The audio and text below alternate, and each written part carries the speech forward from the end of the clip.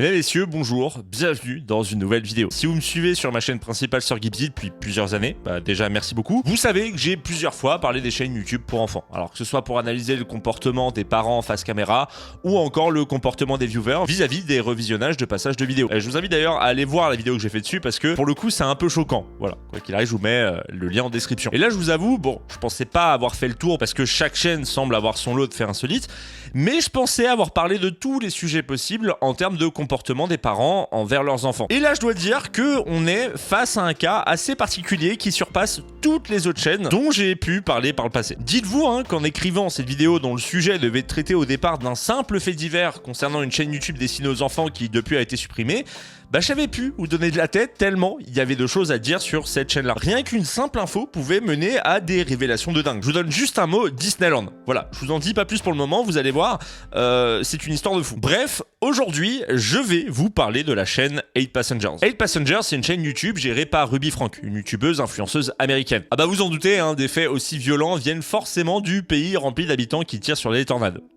Ouais. Bref, c'est une américaine de 41 ans suivie par près de 2 millions d'abonnés. Le principe de sa chaîne, c'est de partager des moments de vie avec ses 6 enfants et son mari. Il faut savoir que dès le départ, sur cette chaîne, les règles sont posées. Elle prône une éducation stricte et n'hésite pas à punir ses enfants facecam si elle estime qu'ils le méritent, allant même jusqu'à les priver de nourriture et pratiquer des châtiments corporels. Voilà, dans cette famille, c'est la base. On pourrait être tenté de se dire que ce sont des mots, que si elle possède 2 millions d'abonnés, c'est parce qu'elle explique en détail les punitions, mais qu'en fait, justement, ce sont que des mots pour engranger plus d'argent et d'abonnés.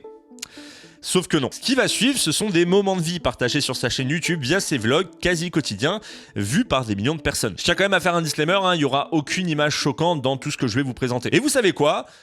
On va y aller crescendo. Je vais commencer par une vidéo qui a fait beaucoup parler car non seulement il est question de consentement, mais en plus elle résume assez bien la personnalité de Ruby et l'emprise qu'elle avait sur ses enfants. Dans cette vidéo, on retrouve donc Ruby, la maman, sa fille de 6 ans. Elles sont dans la salle de bain et Ruby dit facecam. Julie has been asking all summer if she can shave her legs. Et sa fille va répondre du tac au tac. I never said that. Ce à quoi Ruby rétorque You don't? pour ensuite voir la tierce personne répondre. Bon, on va t'épiler, et puis on va laisser tourner la cam pour que tout le monde puisse participer. Et une fois le rasage effectué, on va faire un gros plan de tes poils rasés. Mais attendez, parce que le pire, c'est que c'est pas moi qui imagine la scène. Elle s'est vraiment passée. Et encore, dites-vous que là, c'est assez soft. D'ailleurs, j'ai fait l'impasse sur le fait que plusieurs fois sa fille lui dira dans ses vlogs qu'elle a pas envie d'être filmée, mais elle sera quand même filmée. Voilà. Non mais si, les enfants, ils veulent toujours être filmés. C'est ce que disent les parents d'ailleurs en France depuis des années sur YouTube. C'est forcément vrai. Bref, après cette petite entrée, laissez-moi vous raconter une autre anecdote. Et je vous avoue, quand je l'ai lu, j'étais pas mal sur le cul, quoi.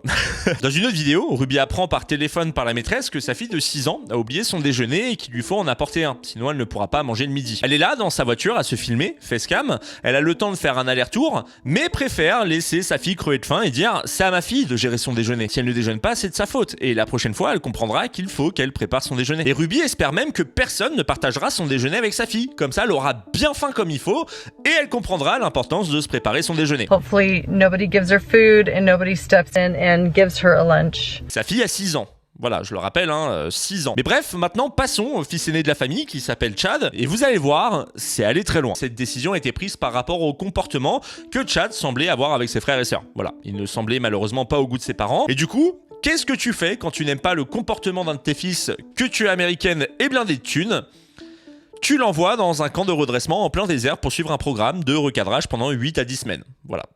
Chad today has just entered therapy program where he's going to spend the next 8 to 10 weeks. Anasazi Desert. Yeah, the desert mountains of Arizona. Alors pour le coup, on n'a pas eu de retour d'expérience de Chad sur cette aventure, ni sur comment il l'a vécu, mais vu que tout ce qui était important et bien vu était mis en avant à l'époque dans les vlogs, il y a fort à parier que le frérot, il a pas forcément très bien vécu l'expérience, quoi. D'ailleurs, quelques mois après, il va prendre une décision qui va avoir de lourdes conséquences pour la famille.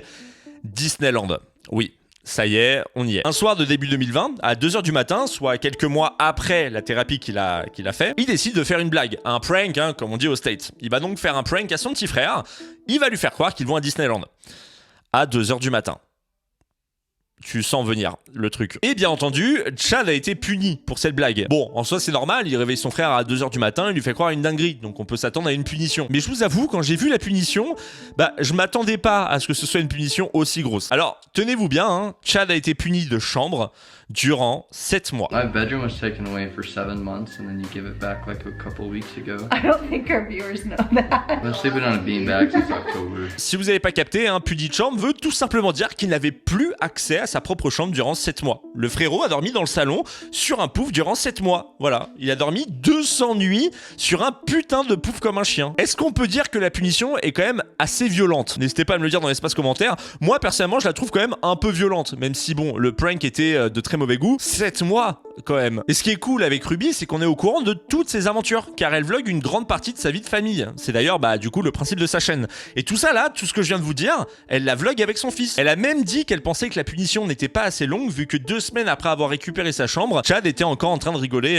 par rapport à la vanne qu'il a fait à son frère, quoi. Do you think it's funny? Because And then I walk out and if you think it's funny, maybe you need longer without a bedroom. D'ailleurs, sachez que tout ce que je vous ai partagé, ce sont que quelques exemples, parce qu'il y en a tellement qu'il existe des compilations sur YouTube. Je vous ai pas par exemple partagé la fois où Ruby a fait du chantage à sa plus jeune fille, facecam, en la menaçant de couper la tête de son doudou avec des ciseaux. Ou encore les multiples fois où elle a privé de nourriture ses enfants parce que leur comportement ne lui plaisait pas. Voilà, c'est assez violent quand même, hein. Et bref, suite à ce vlog, une pétition a été lancée le 31 mai de l'année 2020. Pétition adressée à la Child Protection Service. Alors en gros, c'est la protection de l'enfance aux States, pour que la chaîne soit tout simplement fermée et que les services sociaux viennent vérifier que tout se passe bien dans cette famille. La pétition est aujourd'hui à près de 18 000 signatures, mais je peux vous le dire, elle a servi à rien dans le cadre de YouTube, parce que même si quelques années plus tard, soit courant janvier 2022, la chaîne 8 Passengers va enfin être fermée, personne ne va communiquer sur la fermeture. On ne sait pas pourquoi, ni qui a fermé cette chaîne. Ruby gagnait des millions grâce à cette chaîne, donc il est peu probable que ce soit sa propre décision. Donc peut-être fermeture par YouTube,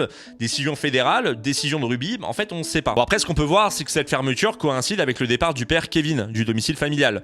Mais on n'en sait pas plus, quoi. En tout cas, 8 Passengers appartient enfin au passé.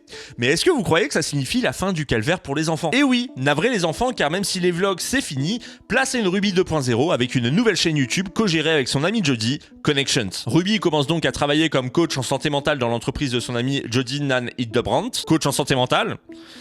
Déjà, ça sent pas bon. Et le but de la société est de donner des conseils sur la façon d'élever ses enfants et sur la gestion de la vie de couple. Et en fait, la chaîne était uniquement là pour mettre en avant l'entreprise afin de vendre des thérapies. Il y avait aussi un compte Instagram, Moms of Truth, comptabilisant plus de 330 000 abonnés, sur lequel on pouvait retrouver des conseils pour élever ses enfants. Ah mais attendez, parce que je vous en ai pas parlé de Jody, l'amie de Ruby. Alors, j'ai pas grand chose à dire sur elle, si ce n'est qu'elle a perdu sa licence de psychologie après avoir partagé des secrets médicaux, et que ses retours clients faisaient assez souvent mention de couples détruits suite à ces thérapies. En gros, son kiff, c'était de faire des thérapies de groupe, de séparer physiquement les hommes et les femmes, puis de dénigrer salement les hommes dans le groupe des femmes.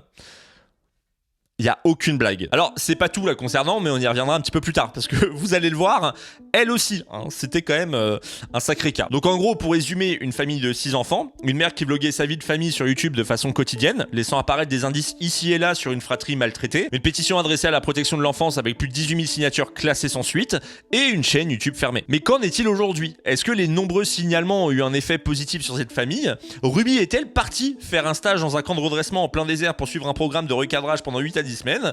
Eh bien non, mais ce que je peux vous dire, c'est que tout est bien qui semble finir bien. Alors, je dis semble parce qu'il y a encore des procédures en cours, mais il s'est passé littéralement une dinguerie il y a quelques semaines qui, pour le coup, a mis fin à toute cette histoire. Le 30 août 2022, Shari, qui est la fille aînée de la famille, partage une story dans laquelle on voit sa mère se faire arrêter par la police de l'Utah. Sur sa story, Shari a écrit le mot « enfin ». Et une seconde story va suivre où il est écrit « Aujourd'hui est un grand jour. Ma famille et moi sommes très heureux que justice soit rendue. Nous essayons d'avertir la police depuis des années et nous sommes très heureux qu'ils aient finalement décidé de se présenter. Les enfants sont en sécurité, mais il reste encore un long chemin à parcourir. S'il vous plaît, gardez-nous dans vos prières et respectez notre vie privée. » Pour résumer, la propre fille de Ruby est heureuse que sa mère, sa propre mère, se fasse enfin arrêter et va même jusqu'à l'afficher sur Instagram. Mais alors, pourquoi la police a enfin décidé de venir arrêter Ruby? Est-ce que c'est suite au signalement en masse, suite à la pétition? Eh ben non, rien à voir avec la chaîne YouTube ou les réseaux sociaux, malgré les très nombreux signalements. Ce qui s'est passé, c'est que le 30 août dernier, le fils de Ruby, âgé de 12 ans, s'est rendu chez un voisin de Jody après avoir escaladé la fenêtre du premier étage de la maison de Jody, chez qui il était sans doute gardé.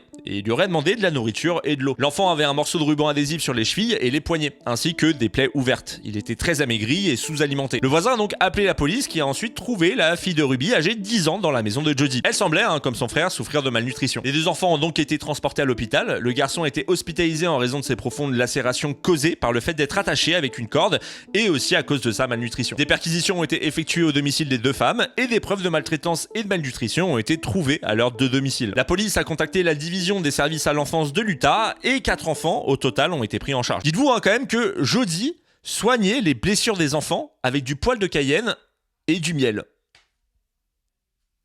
Voilà, il y a vraiment, il y a aucune blague. Alors, le juge chargé de l'affaire a refusé la libération sous caution en raison de la gravité des blessures des deux enfants, et les deux femmes ont donc été inculpées de 6 chefs d'accusation de maltraitance aggravée sur enfants en vertu de la loi de l'Utah. Et dites-vous que chaque chef d'accusation est passible d'une peine maximale de 15 ans de prison et d'une amende pouvant aller jusqu'à 10 000 euros. Et si vous le savez pas, aux États-Unis, il y a la peine cumulable. Ça veut dire que si elle prend 15 ans pour chaque chef d'accusation, du coup, ça veut dire qu'elle va prendre 6 fois 15 ans de prison.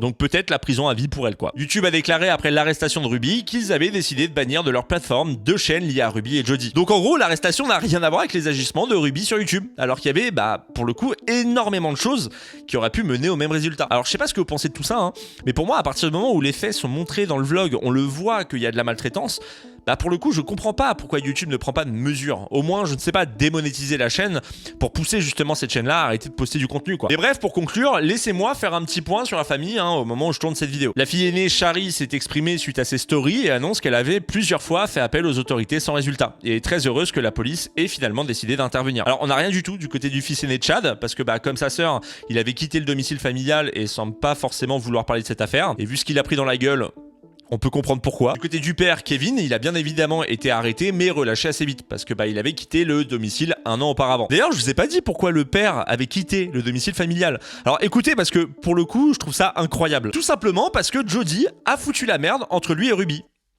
Et leur couple n'a pas tenu. Voilà. Là, on peut dire que c'est l'un des plus gros retours de karma que j'ai pu entendre. Mais en bref, son avocat a plaidé il n'était plus en couple depuis 1 an et Kevin n'était absolument pas au courant de ce que Ruby faisait subir à ses enfants et les enfants n'ont jamais évoqué leur père. Bon, après, il faut aussi se dire qu'on est qu'au début de l'affaire, donc tout est possible. Peut-être qu'il aura la garde de ses 4 enfants, peut-être qu'on trouvera des chefs d'accusation, l'avenir nous le dira. La mère a donc tenté de justifier certains de ses agissements en prétextant que c'était de la faute de ses enfants. C'est pour ça que j'aime bien parler souvent des histoires américaines parce que ça va toujours plus loin et quand on croit que ça s'arrête, ça va toujours encore plus loin. C'est... Voilà. Partir du principe que c'est de la faute de tes enfants si t'étais comme ça... Bon, il y a un moment, faut arrêter le déni, quoi. Bref, mesdames et messieurs, ainsi s'achève cette vidéo. J'espère qu'elle vous a plu, malgré toutes les horreurs que je vous ai racontées. Si vous aimez ce genre de vidéo, n'hésitez pas à vous abonner à la chaîne. On est bientôt 100 000, voilà. Je le redis, mais on est sur la seconde chaîne, pas la chaîne principale. Donc peut-être que vous n'êtes pas abonné, mais vous croyez que vous êtes abonné. Voilà, donc n'hésitez pas. Pas mal de contenu arrive très bientôt. N'hésitez pas également à me suivre sur Instagram. C'est le seul réseau social que j'utilise. Je vous tiens également informé quand je prépare des vidéos ou quand j'en sors. Bref, il est temps pour moi de vous laisser. Moi, je vous dis à très bientôt. Prenez soin de vous. Profitez de la vie. C'était Sir Gizby.